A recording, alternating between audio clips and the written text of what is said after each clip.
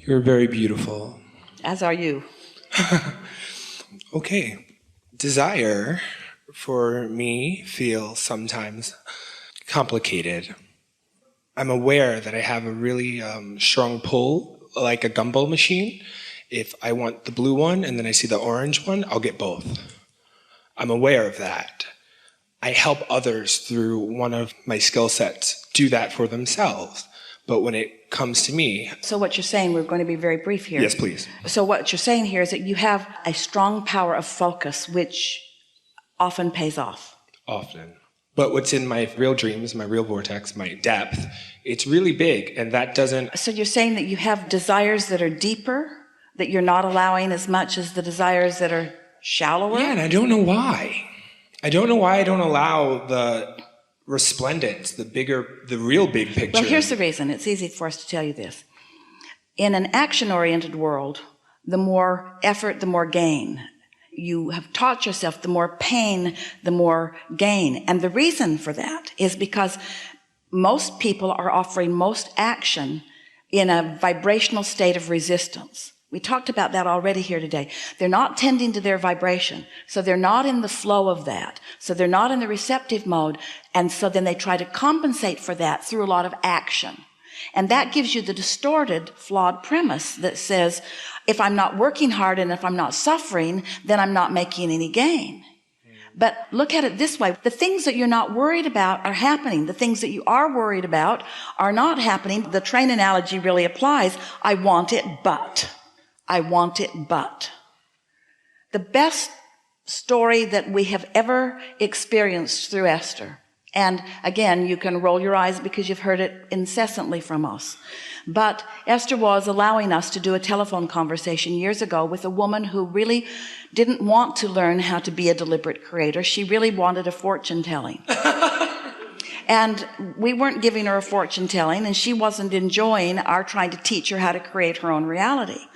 And so everything that she said she wanted, she had many, many engines in opposition to it, and she was getting nowhere. She wasn't hearing us. She wasn't having any of us. So we said, let's talk about blue glass for a little while. And she said, why? And we said, well, let's just talk about blue glass. Envision blue glass in different shapes, different densities. Some of it you can see through, some of it you can't. She didn't enjoy the conversation at all, but we stuck with it for about a minute and a half. Then we said, let's talk about butterflies. Again, she thought it was ridiculous. She's getting ready to hang up the telephone. We're talking to her about butterflies, the varieties of them, the beauty of them, the size of the wings of them. Again, she's having none of it. And then we said, let's talk about feathers. She wasn't having any of that either. And then ultimately, she was gone in disappointment and disgust with our inability to give her what she wanted. And Esther hung up the telephone and forgot about all of it. And Jerry was not in the room. He had not heard the conversation. They were in California at the time, in La Jolla, and they were on their way to George's for lunch. And as they parked in front of the beautiful big Valencia hotel, Esther got out of the car and she saw this store. And she said to Jerry, let's go in here. And Jerry is saying, George's is that way. And Esther's saying, just for a minute, come with me. And she literally dragged Jerry into the store, which was not an unusual experience for him. But she felt so strong about it. And when they got into the store, it was a very narrow storefront, but a very deep store. And they went back. And on the back wall was a wall of blue glass. Ceiling to floor, wall to wall, every imaginable color, shade, density, objects of blue glass, art, all pieces of art, sculptures. And none of it is appealing to either one of them. And Esther is not even making the association. And so she said, well, we can go. And so off they went to George's. They finished their lunch in about an hour, and now they're walking down to the cove. And they're walking across this stretch of grass. If you've been there, it is so beautiful. And as they're walking across this lawn, they were surrounded by a flurry of butterflies that was so dense they had to stop talking to not eat them. And they're laughing. It was really an unusual experience. And still, Esther is not making the association at all. And then a little boy came across the way, and Jerry said, he looks like he's coming to you, like he knows you. And Esther said, I know. And he came running up to Esther and handed her a feather.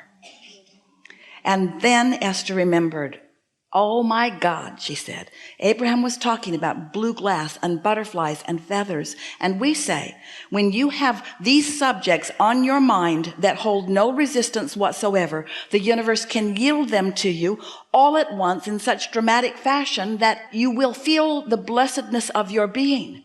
But when you have a subject that you have been focused upon hard and been working at hard so that you have a desire and resistance that is equal, then even though the universe is yielding, the universe is giving you impulse, the universe is showing you right where things are, because this is always true. Your inner being knows exactly where you stand in relationship to everything you want, and it's calling you along your path of least resistance to it.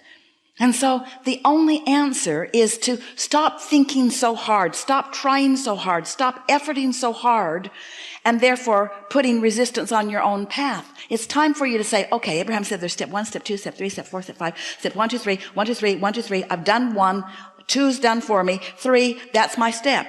That's my step. And step 3 does not include figuring out how it's going to come about.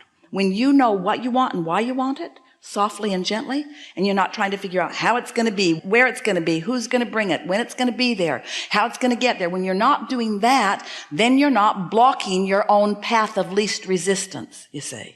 That's totally it. So what is it that would make any of you have a hard time letting go of these reins, letting go of the struggle? Why is it hard to let go of the struggle?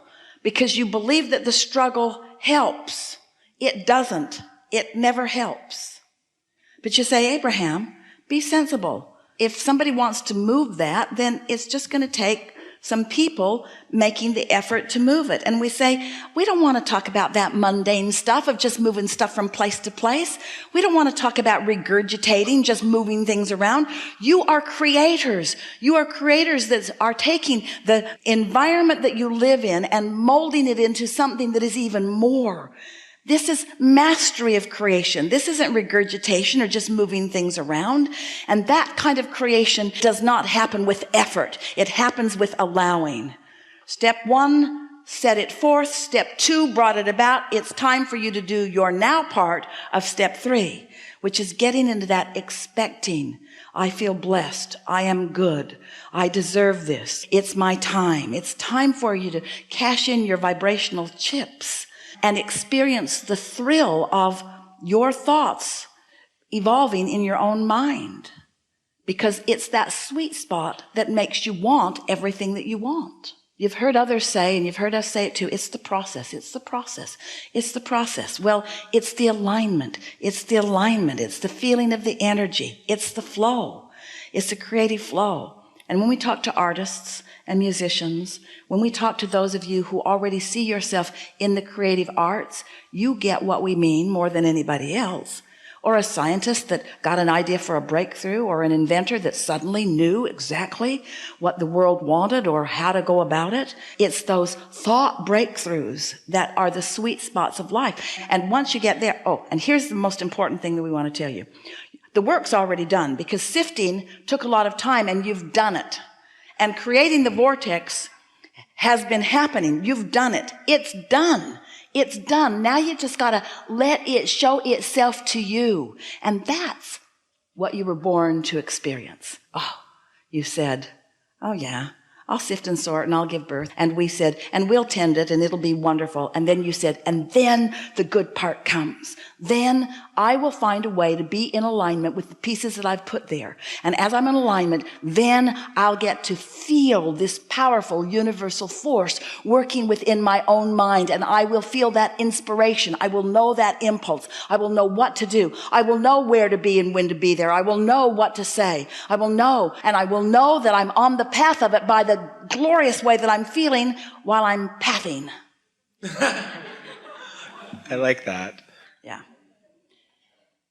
Well, we gave it to you with everything Esther's got. I felt that. direct proportion with the power of your asking. And so now, how else can we say it but just chill? Don't try so hard. Yeah. Let the blue glass and butterflies and feathers just come into your experience in the perfectly timed way that the universal forces can deliver them to you. Thank you. You reach the place where you'll discover that you barely thought about something. Oh, that would be nice if I knew about that. And then a person on an airplane sits next to you and gives you all of the pieces to that. And you say, oh, it is so remarkable. I was just talking about that yesterday or 10 minutes ago, and here you are. Those things are happening all the time to you. And they might as well happen to you about the things that you really care about. They might as well happen to you about the things that you are really passionate about, because they are the same. These universal forces, the law of attraction and your inner being, are not saying, oh, that's a harder one. We're going to have to gather a lot more cooperative components for that one. That's not what's going on. Where's your belief factor in relationship to your desire? That's the question. Where's your belief factor? And if you're not thinking about it, whatever your belief factor is, isn't in the way. Oh. Say that again. What's your belief factor in relationship to your desire? I want it, but I believe in opposition. But if you're not thinking about it, then your belief factor isn't hindering you. If you're not thinking about it, it doesn't matter what your belief factor is, because if you're not thinking about it, your belief factor isn't active. And if your belief factor isn't active, then your desire factor dominates. Hey, think about that. So what can I do to keep my resistant beliefs from messing up my desires? Distract yourself. Focus upon things that are easy to believe in. Focus upon things that are easy to know. Focus upon those who are easy to love. Focus upon the things that are easy to believe and easy to expect. Because you could have 100 things that you want and only one of them that you believe, and if you focus on the one that you believe, the other 99 have to come too. Or you could have 99 things that you do believe and one that you don't, and you could focus on the one that you don't believe, yet one that you're struggling, and you mess up the other 99. Because your valve's either open or it's not, depending on what you're giving your attention to right now.